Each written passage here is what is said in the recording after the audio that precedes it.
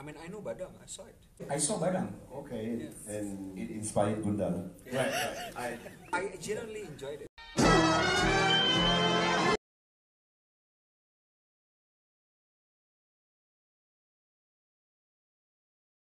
One day I was, one day back in 2014, I was browsing through trailers in YouTube, Indonesian trailers and Malaysian film trailers, and I found this beautiful trailer of this movie called Terbaik dari Langit, and it was very intriguing for me because the acting was excellent. And it touched the subject matter that I'm most interested in. Besides being religious, I'm also very interested in UFO. So when I saw the trailer, it has many good elements, and the one that really striking to me is Bront Palarae. So I went to KL December 2000. Is it December? And then I went to KL just to see the film. And I really loved the film, and after I watched it, I posted in my Twitter. I said I came to KL to watch Terbaik dari Langit. I loved it, and they happened to read the tweet, and they said, "Hey, nak melepak ke after you watch the film?" And I said, "Yeah, let's melepak." And then we melepak, yeah. We melepak at what place? Warung Stadium. Yeah. So we talked until 3 a.m. and then we become friends since. And when I was over the project by HBO Asia, I immediately think of Bront Palarae. So we've been working together since. I thought it was a prank. I thought like it was like one of those era or even like hot FM prank. Until I realized wait, it's a bit crazy. Kan it's WhatsApp. You can't really make a prank. It's not like phone call. It was shocking, but then also it was like real honored to be on that project, to be invited, and yeah, we just started our project, and through the process, I think we started a good working relationship. I hope so. Yes. And I'm lucky because Indonesian actors are mostly busy, so whenever the other actors are not available, so Joko will be like, Bront. Yeah. No, it's always my first choice. My first choice to find actors. Can you find me some actors to play Bront? I said, okay, I'll find some actors. And he would come and say, sorry Joko, I could not find any actors to play. Let's just get Bront. No. I'm just joking. But yeah, I think Bront is one of the most talented actors now working in Asia. So I agree. Yeah. Very lucky to have him in my projects.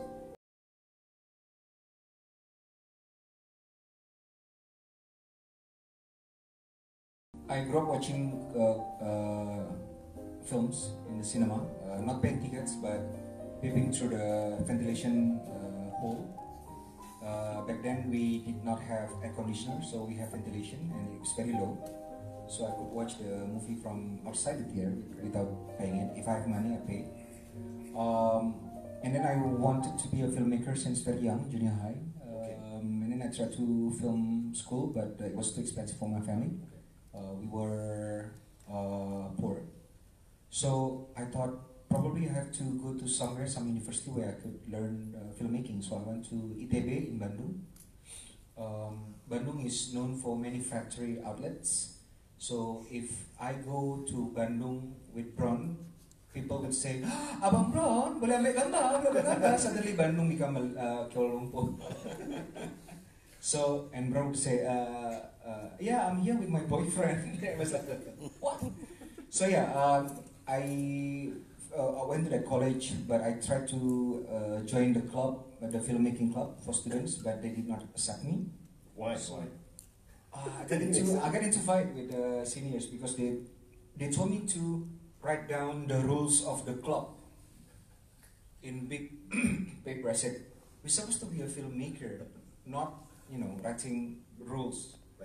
So I finished college very early, and then I applied to many production houses in Indonesia, but they did not accept me because I did not have background in filmmaking. So I thought probably I have to be someone working in one field that very close to the film people. So I work as a journalist. But they assigned me to write about murders, politics, military. So I said to them, how about I write about reviews or reviews on films for free for you. So they gave me a column. I became film critic because I thought film people would love me. But my reviews are very, very harsh and they hated me.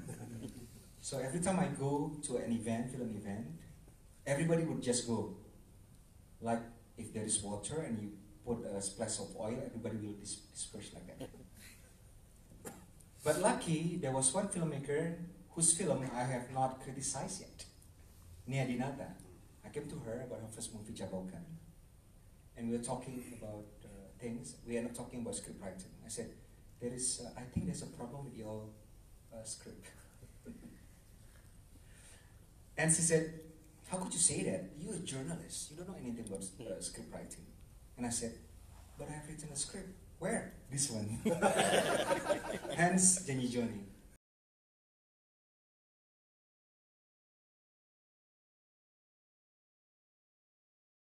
Music videos. Really? Yeah, in the 90s, like Fincher, everyone was still doing, like Jonathan Glazer, everyone was still in, making music videos, and in the late 90s, kind of like the most exciting time for music videos. And I was so attracted to music videos that I enrolled into film school, wanted to be a music video director. Exactly, until I realized like in Malaysia you only have 10,000 and do Right, whatever you or 2,000. 2,000 now. So in school then with lecturers, so they bombarded me with all this like, Citizen Kane, all the boring stuff, and you go, oh God. And eventually it grew with, I think, cinema history, so the appreciation kind of grew from there, and you kind of like refer to history as looking for references. And during film school, I think it's pretty much like Joko, which is like we had to do everything to learn about the equipment, to earn some pocket money, and acting seems to be the one that often came to my lap. And with Muhammad Khalid, so during one of the casting, Osman Ali was doing casting for Muhammad Khalid. He was the casting director, so Osman Ali had to fill up his quota every day, like 30 people. So we went to the film school, like, okay, all of you, we need all of you to be, come over to 10 on 10, was owned by Tiara Jacqueline. So we did with Muhammad Khalid. Muhammad Khalid, wow, Buddha Film School, eh? About Muhammad being a Muhammad. So we spoke about Woody Allen, we spoke about Kubrick, blah, blah, blah. It's like, all right, that's it, you join me. So so with each project with Mama Kali, it's always like being an actor, so I get the real pocket money, like the real money from acting, but I get to do second AD, I get to do comedy for free just to learn the craft. So yeah. So you were never, growing up, you never just wanted to be like a star, like Brad. That's the most convenient and easy one. I mean, like, that it gives you like a front seat to observe how director works. Acting is very hard actually, but maybe it's not hard for me. By the time you arrive on set, people will makan, dah minum, duduk, payung, like, you get all the perks that come with being an actor, and yet nobody gonna bother you, like, you just need to hold your script and you can observe. If someone want to bug you just flip the script. So yeah.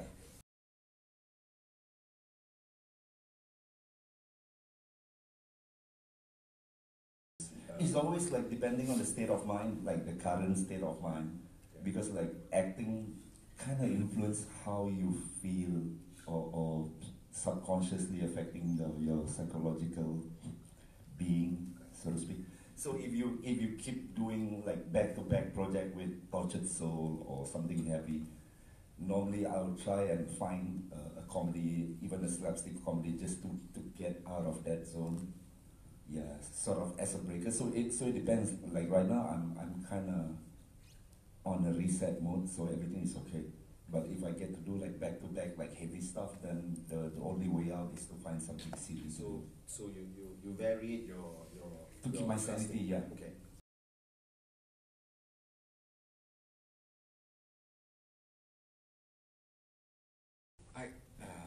always think all my movies are commercial when I'm making it. That's good, yeah. Even the ones that's not making money at all, I thought this one's going to be very commercial. So you followed your heart. Because I did not go to film school, so I thought I could play around and explore. I'm sorry. I actually like I like Kala very much. I thought it was an extremely it was quite audacious. Definitely a cinema coming out of Southeast Asia. I thought it's a really good film. Yeah. Because I don't have that sense of you have to make movies for this genre only, Right.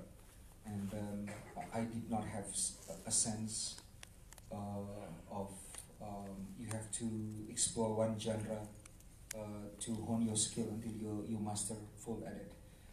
So I tried everything because I love films and I love all genres.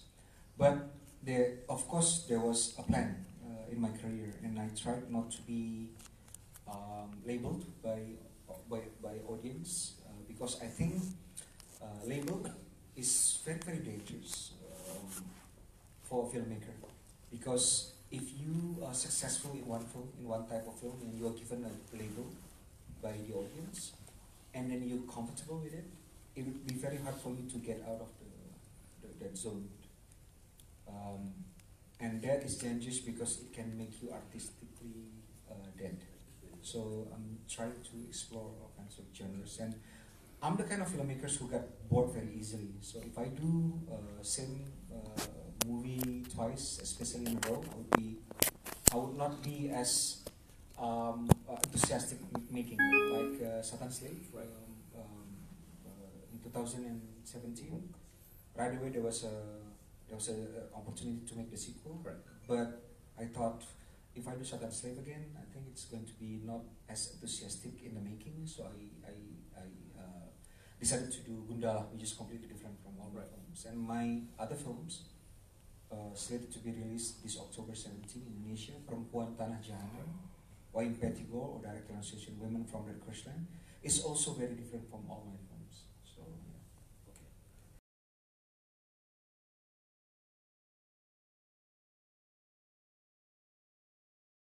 I'm just curious. Well, first, writing is the most important, the most difficult part of filmmaking for me.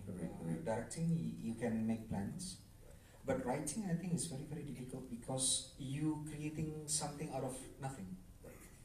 Directing, you have a script, you have a cast, you have crew to help you making your vision reality, but to write is very, very difficult. If I can find a writer that can write for me, and the style of writing, the quality I like, I think I would leave it to other people. My process of writing is, I can say, very, very organic. We know that there are some principles of writing. We can follow the structure, we can follow the theorems. Theorem. In Indonesia, teorema. I don't know what's in English. Maybe theoreme. Yeah.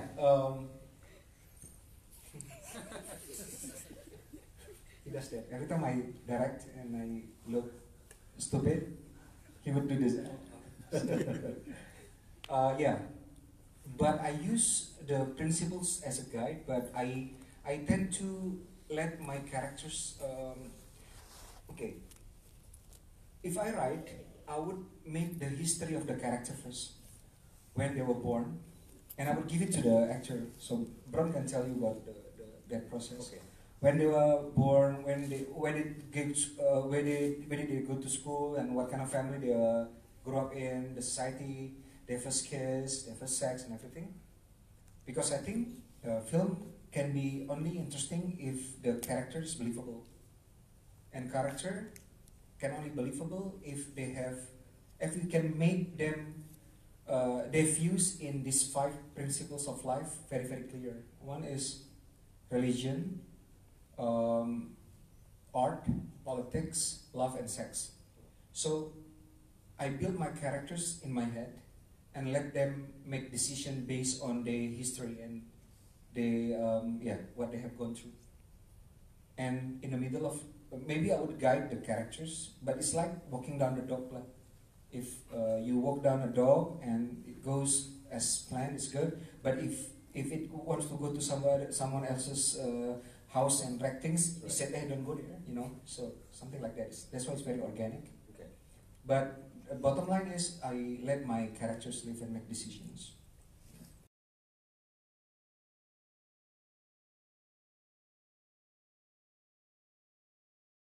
I think we're a bunch of storytellers, so what attracted us to any project is the story and playing a character to help telling the story.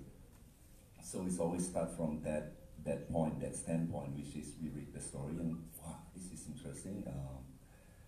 The kind of ride it takes us on, the kind of journey it takes us on through the storytelling process. Then only I look at the character. Because for me personally, I'm at a juncture of my career where I'm more interested in the story than the character. I don't have the need to oh, look at me, I'm a good actor or what. No. It's just I'd rather be a normal guy in a great story rather than great character in a mediocre story or bad story. So to be able to be part of a good story and help director realize their stories, I think that's the first, that's my entry point. And with each director, it's always different. Now that I work with Bradley in Philippines, it's totally different. But I think all good directors share the main common thing, which is they listen to actors. There's more collaborative process, and it's a loose leash, yeah. Yeah, the leash is not that tight, and it's always about trying to get in tune with what the vision we work together. Right, it's always about that second guessing the actual movie that played in his head.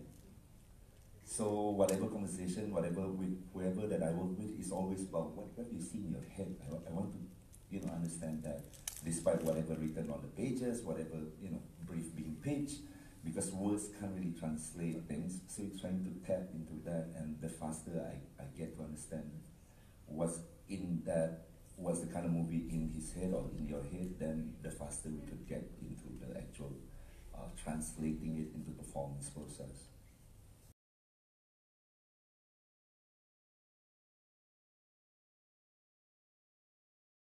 My mom's Thai, my granddad is Pakistani, so the way I look at things and the people who's gonna watch my film surely won't be only Malaysian. So I'm gonna share with my good friends in Thailand. Now that I have friends in Malaysia and Philippines, I also so by having said that, I also will love for the story to be relatable to them as well. So you're telling your story from something that you live in, which is in Malaysia, and you're trying to share with the rest of the world. But we don't really see it has to be international taste or whatsoever. Yeah, it's just about what you think. This is uniquely Malaysian. But then I think people in Timbuktu or Mozambique or Tokyo, Stockholm still can relate to this issue, because at the end of the day, it's a story about human being in a set of predicaments. So you're just trying to share that part of Malaysia to the world, or my friends in elsewhere. So you're not swayed by basically the trends, or hey, because of course when you get into directing and producing, when you talk about it, when you have a script or you have a project, producers, finances will tell you this is not going to make any money, this is going to make money.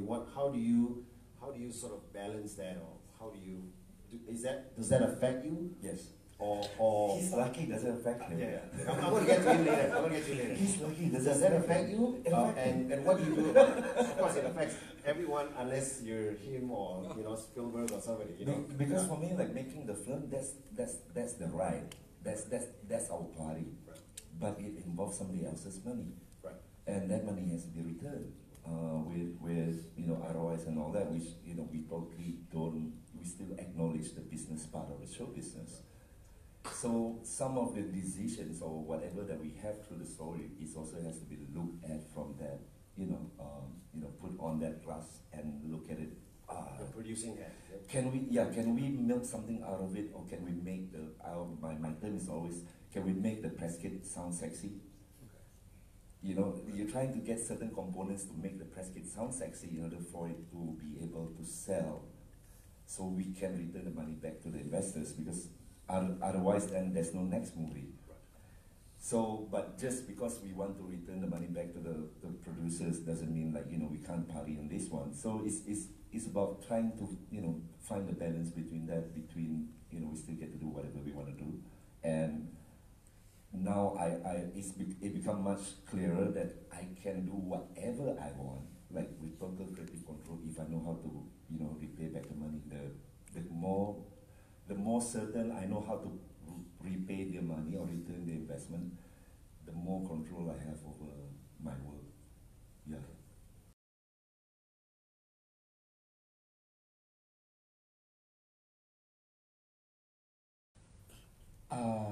I think I'm one of the luckiest filmmakers in Indonesia, because I always got final cut, and usually the script that we use to shoot is only the first draft, only first or second draft, or second, yeah, and everything is very quick.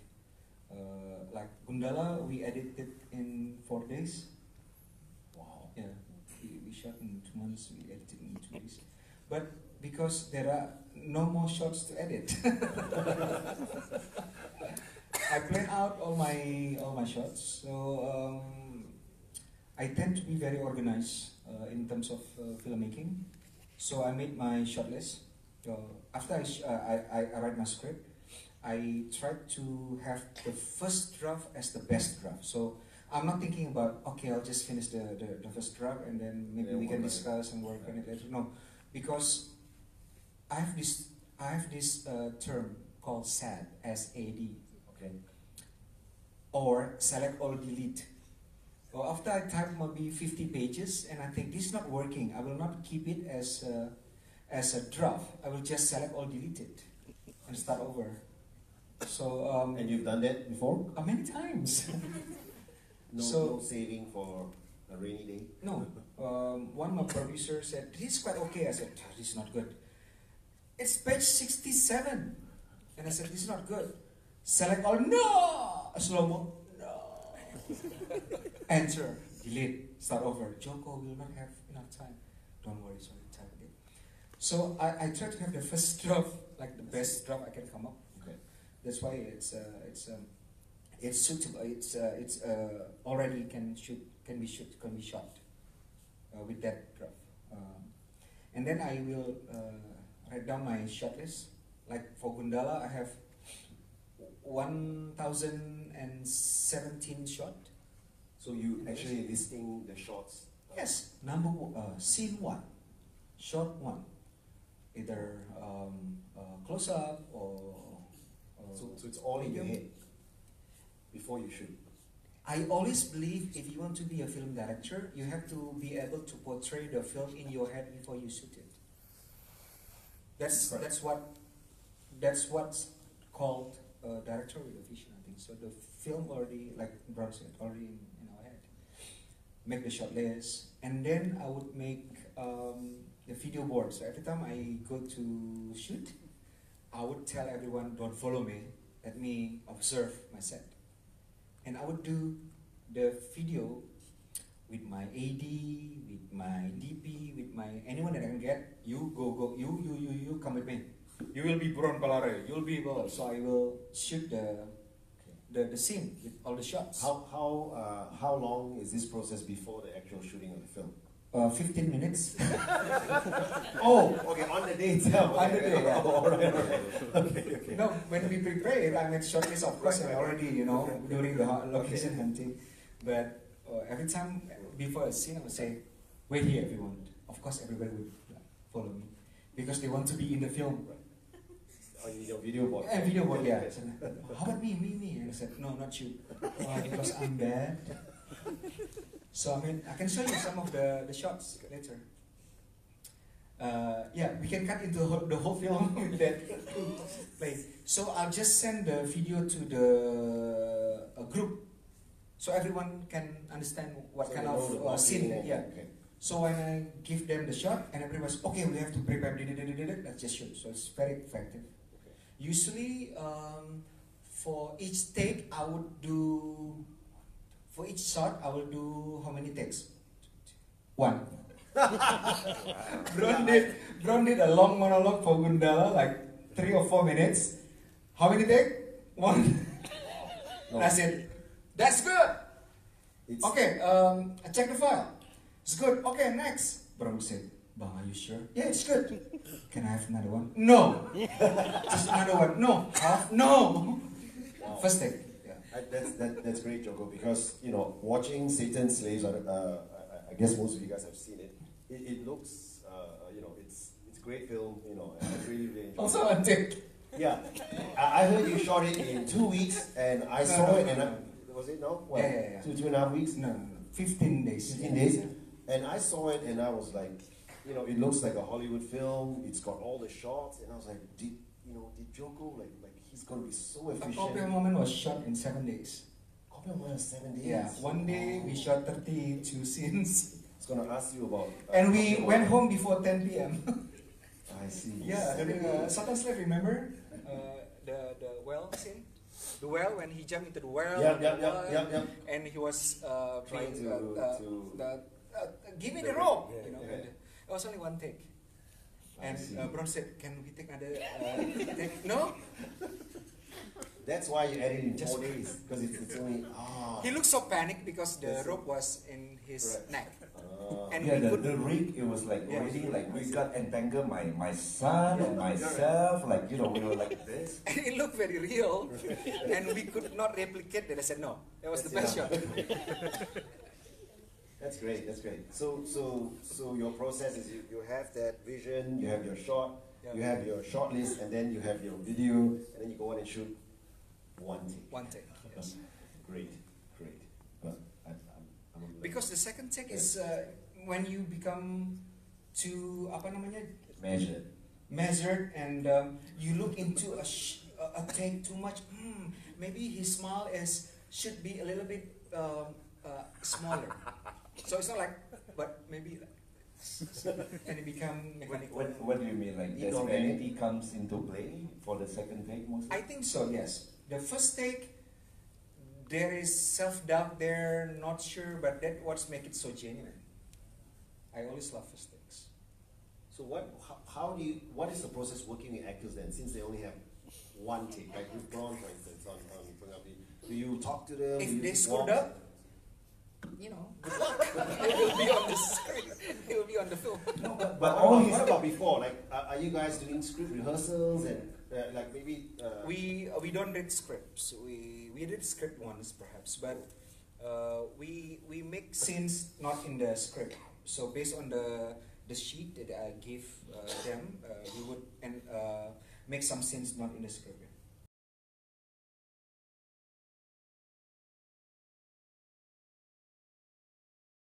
Before I worked with Abang, it was already like, I've done like 30 over films. Right? And by the time we did half works, one of the things that crossed my mind was, oh my God, all this while, I worked like crazy, and the result was so, and now I just had to walk to the car, get in the car, cut, and once they put together, once this, not bad.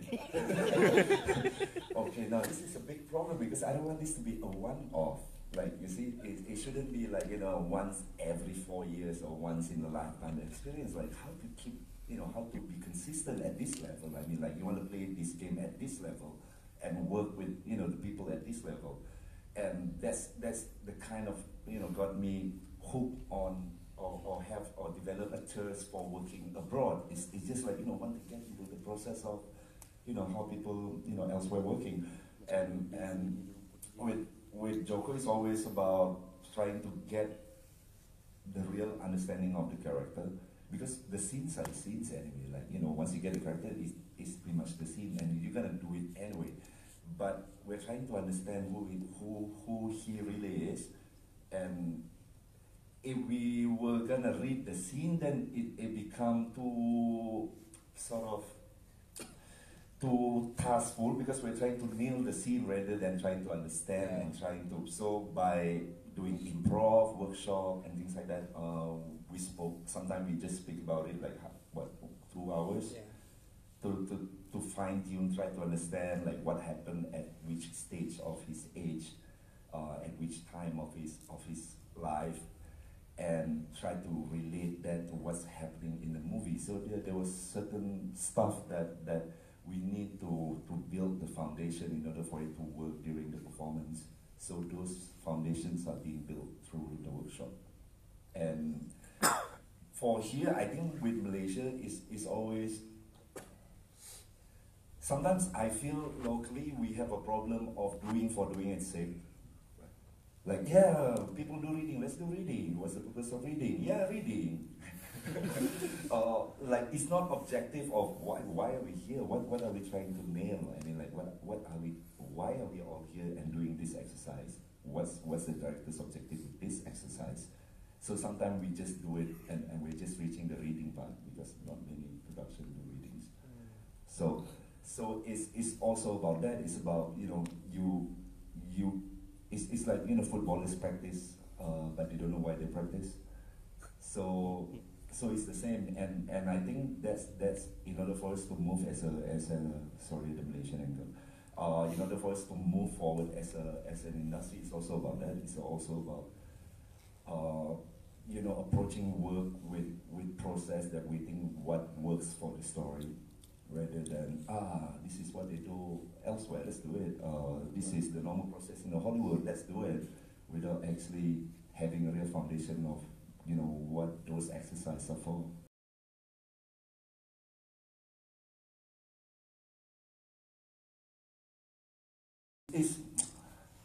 People always think, or some of us already thought, like I'm actually living in Jakarta and not in KL, and people in Jakarta already think that I'm already staying in Jakarta and not in KL, and so in both countries. But can you come down now? Can you come down now to the office? Like, what? I'm in KL now.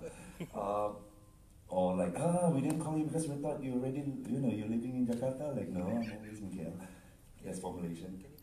So it's like this. We forge friendship, like real genuine friendship, over the course of working together. And I always say, the last thing I want is to set up shop and start being in that industry, because I don't want to get myself tied down to any particular industry. I kind of feel like a nomad, and it's a fun thing. It's quite liberated because it opens up opportunity for because I'm a producer and director as well. So for scouting, so you scout crew, you scout talent. So for instance, Aribayu, so we work in the Harvard. I was so impressed, honored, impressed, and all. So I was, oh God, I need to work with him again.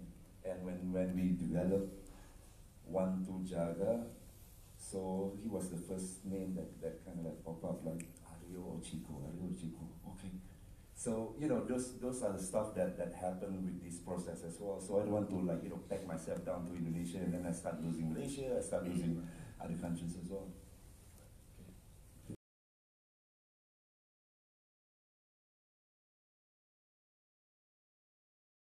Well, I think as a filmmaker, I want my film to be seen widely by everyone, and apart from being distributed in my own country, I think additional audience from outside Indonesia is also very. We hope to get that too. And there are two ways to do it. The first one is festival, of course. You film screen festival, people see it, and film journalists see it, write about it, and make people want to know about your film more. Or just go commercial routes. You can try to have sales agent and distributors. But then film festival also help you, can help you find those necessities, sales agents and distributors.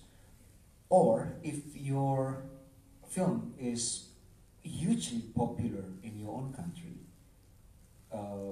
people want to know what's with your film, Right. and they would directly contact your producer and ask if they can see the film, and if they like it, they will distribute the film in their countries, whether in cinema or in other platforms. So I think festivals have that function to be a mean to expand your audience and to get help for your movies to get more audience. And of course, I think it's the meeting points between filmmakers from many parts of the world. You can discuss about how things work in each other's country and maybe learn from it. But for me, personally, going to festival is very humbling because I get to meet a lot of filmmakers who make movies I really admire, much better than my works, but more humble than me. So, you know, if they can be very humble and they can produce much better works, why should I think so highly of myself? Something like that. It's very humbling. But yeah, also, as I mean, like I said previously. So, if you're talking about film in terms of the theme today, making local films, international taste, I think there's no such thing as international anymore, because I think the world now is one because of this platform, especially the OTT platform, Netflix, Amazon Prime Videos, and such.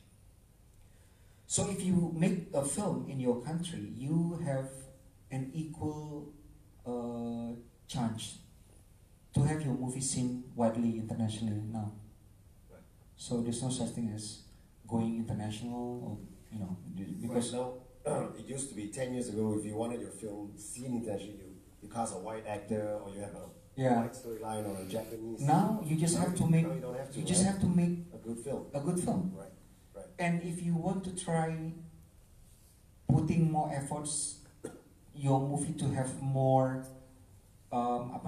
more interesting for audience from outside your country, you can try to find out which genre can work easily, can cross over to any cultures. Probably horror, because being frightened is very primal, right? Anyone in the world is the same kind of sensation, being frightened. There is no such thing as intellectually frightened. Like you make a drama, like you make drama. Like, I'm intellectually amused by the story. But horror is the same. So maybe horror, action, but that's also not ultimately 100% true, because if you make drama, it can be also interesting for other cultures. I always believe that movies that can cross over easily is the ones that have an international theme, but presented in the point of view of local cultures.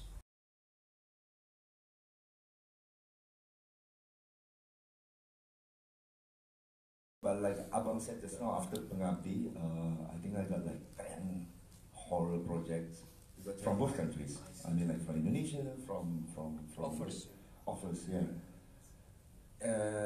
It's kind of boring. as a bapak. It's similar. You know, you understand the game of producers trying to leverage on the advantage that you offer. I mean, like, you know, from Set and Slave, you know, traveled 46 countries, blah blah blah. Released in 46 countries. Highest gross opening in Hong Kong first week, things like that. So of course they see it from, you know, numbers. They look at numbers, and for me, if I were gonna do a horror again, it has to top Pengabdi. Otherwise, what's the point? I mean, like, you know. That's hard. That's hard. So it's a problem as well, because you have less space. You have less space. Is you have to operate on a different. You know, you try to find a different path on. You know, within the genre. If I were gonna do horror, it has either to be totally different from what I've done, or or Pengabdi too.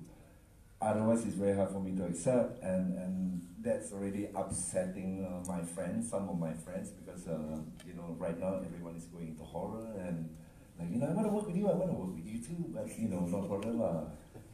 So you decided not to cash in off the Pengabdi for a while, or like we look at things objectively. So it's always about like whether the script gave us something exciting or present something, I don't know. Now they have this elevated genre. Yeah. A pseudo genre. Fancy name. Yeah, fancy name. To be intellectually amused. Intellectually scared. Yeah.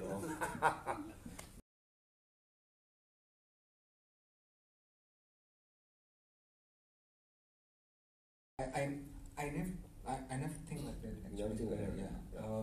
But I think one of the most important thing to keep as a filmmaker is trust from your audience. So from one movie to another, you have to be able to present a good work, better work than your previous if you can. So your audience will trust you, and they will cheer for you when your another project is coming up, and giving you support.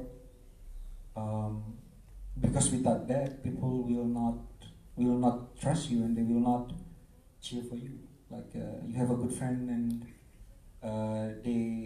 he or she keep trying to do good, and you would cheer for that person, right? So I try not to do bad in each project. That's why I plan everything to make sure nothing is a miss, and what shot in location is the one movie that I have in my head when I think this is a good project to do. This is going to be very interesting for people. So yeah, that's a must. To have the trust from the audience is number one. And of course, I think you have to make the project is not about you, it's not about the film, but about everyone. Because, like for GUNDALA, for instance, we make GUNDALA not just for us to satisfy our ambition to do something like GUNDALA, but we want to give the audience something that they can really enjoy. They can cheer in the cinema. So we give them things that is entertaining, but when they go out, they have something to bring back and think about, because it reflects the society as well. And during the promotion, it's not like, hey, I'm making a film, please support me, promote my film. No, but this about something about us. If we can make this good and many people see it, we can continue making something like this, something that we like. If you able to get that trust, the same like Pengabdi Setan, right? What happened to Pengabdi Setan when we released the poster was so horrendous. But that was intentional, because we trying to reach people, not just AB class audience, but also CD. But people was, wow, bad mouthing the poster. It was so horrendous. Is it the one with the hand? Yes. No. And then I think, hey, let's make a laugh and laugh together. So let's make a parody poster. So people, okay. So the director said it's okay to make fun of the posters. Let's make fun of it. And we came up with 300 posters, parody posters. And I displayed in my social media. And everybody laughed, this is so funny. And in the end, the real poster doesn't look bad anymore, because we have made much worse posters. So yeah, we have fun. And also during the film, the ibu, the mother figure, was very, very horrific, frightening. And I think, oh, let's relax a bit, and I give them a cutout of mother sitting in a bed. I said, let's move ibu somewhere else. And they moved to discotheque, yoga session, swimming pool. So people have fun together. So it's not just about you promoting the film, hey, watch my film, but can we do something about this film together if you like it? Same like Gundala. Gundala has fan art, the sketches. 2 days it reached 2010 fan art, including illustrator from US, from DC. David Ross made one because outside people of Indonesia, they heard about the fan art. We have now 2,100 paintings and sketches, illustrations. And they began making songs for Gundala, now 300 songs. And I said, oh, thank you so much guys, because making a song is difficult, you know, compose a song, record, you know, everything. It required a lot of effort. So we appreciate it by, okay, we will pick some of the songs to be included in the end titles. And we're supposed to pick just 3, because the remaining of them, we picked 7 now. And now they start making Gundala food art. So they're making cupcakes and chocolate from Gundala helmet. Are these your ideas or No, just always the fans? Yeah, the fans. But you have to acknowledge that because they put efforts in doing it. You cannot say just, oh, thank you, and just, you know, thank you, retweet, and you know, making it all about you. Look at this, we got so many fans. But no, oh, this is very good. Thank you so much. Blah blah blah blah. And okay, we will display our gala premiere, and so you know they feel appreciated. So I think the bottom line is to make the project not just your project, but everybody else's project. That's And building trust is the most very insightful.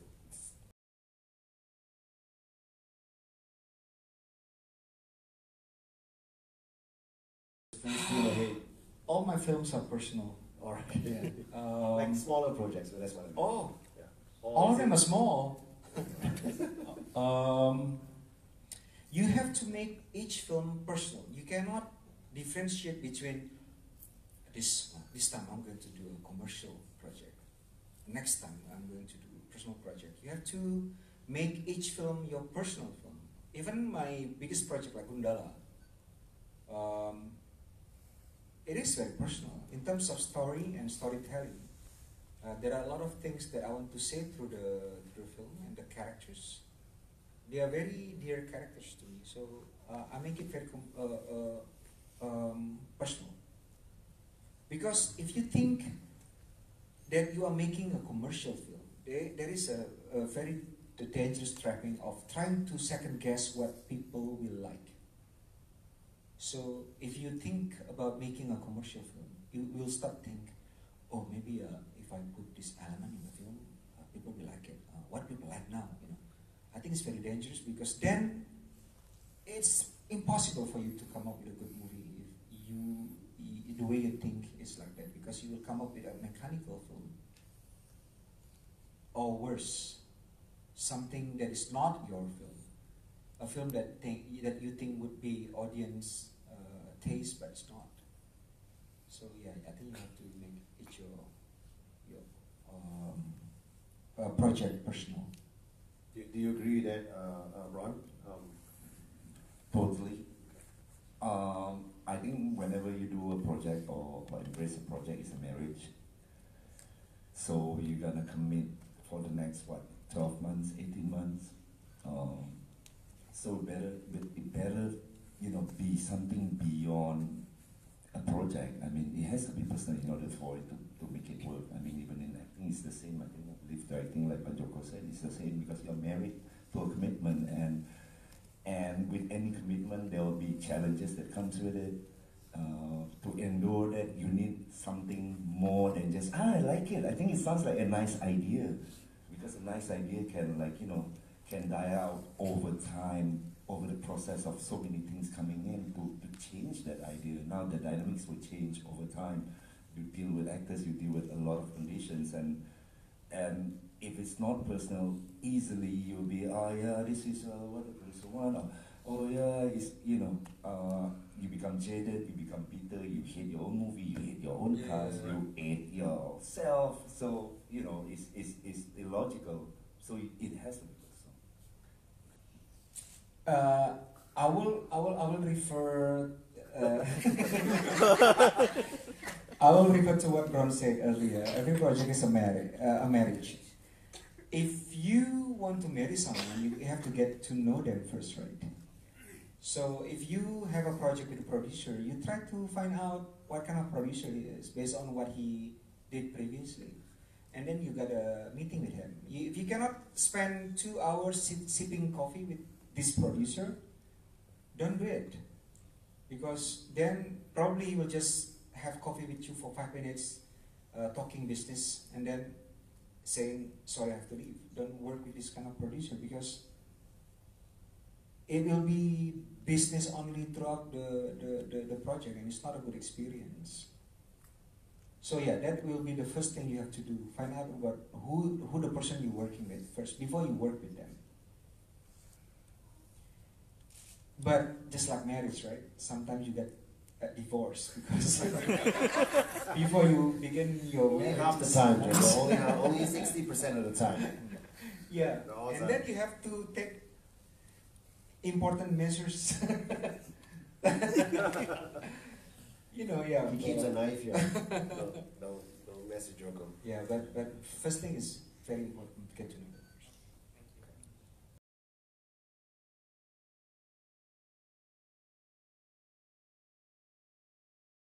I'm Wan Muhammad from Passport. I mean, mainly we cover all about pop culture, and we love Marvel and DC so much. So the film Gundala that you're making is actually a superhero movie, right?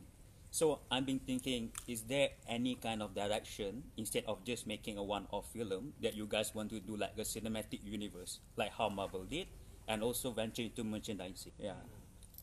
What do you think, Joko? Gundala cinematic universe.